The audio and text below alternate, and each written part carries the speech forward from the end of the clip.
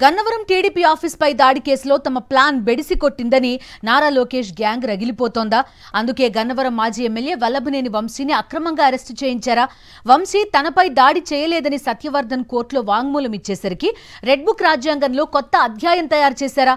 సత్యవర్ధన్ ని కిడ్నాప్ చేసిన వంశీ హైదరాబాద్ తీసుకెళ్లారని కొత్త కథలల్లారు.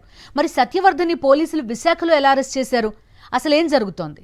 గురువారం తెల్లవారుజామున విజయవాడ పోలీసులు హైదరాబాద్ లో అక్రమంగా అరెస్ట్ చేసిన వైఎస్ఆర్సీపీ నేత వల్లభనేని వంశీని అర్ధరాత్రి సమయంలో విజయవాడ సబ్ జైలుకు తరలించారు.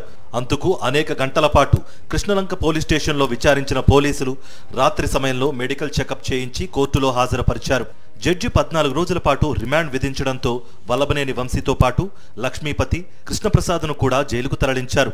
వంశీ అక్రమ అరెస్టు వెనుక రెడ్ బుక్ రచయిత నారా లోకేష్ కుట్ర స్పష్టంగా కనిపిస్తోంది. గన్నవరం టీడీపీ ఆఫీస్ దాడి వ్యవహారంలో వంశీ తనపై దాడి చేయలేదని, కూటమి నేతలు బెదిరించడం వల్లే తప్పుడు ఫిర్యాదు చేశానని సత్యవర్ధన్ కోర్టులో న్యాయమూర్తి ఎదుట వాంగ్మూలం ఇచ్చారు. కోర్టులోనే సత్యవర్ధన్ వాస్తవాలు వెల్లడించడంతో తమ కుట్ర బయటపడిపోయిందని లోకేష్ గ్యాంగ్ రగిలిపోయింది. మరో కుట్రలో భాగంగానే వెంటనే సత్యవర్ధన్ కుటుంబంతో ఇంకో తప్పుడు ఫిర్యాదు చేయించారు.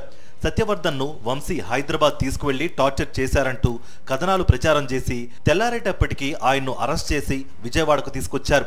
అయితే వంశీని అరెస్ట్ చేసిన వెంటనే సత్యవర్ధన్ను కూడా విశాఖలో అదుపులోకి తీసుకున్నారు విజయవాడ పోలీసులు. వంశీ కిడ్నాప్ చేసి హైదరాబాద్ తీసుకువెళ్లాడని చెప్పిన పోలీసులు సత్యవర్ధన్ను విశాఖలో ఎలా అదుపులోకి తీసుకున్నారు? సత్యవర్ధన్ను అదుపులోకి తీసుకున్నట్లుగా స్పష్టంగా వీడియో ఎవిడెన్స్ ఉన్నప్పటికీ ఆయన గురించి పోలీసులు ఎందుకు బయట పెట్టడం లేదు? సత్యవర్ధన్ను పోలీసులు ఎక్కడ దాచారు?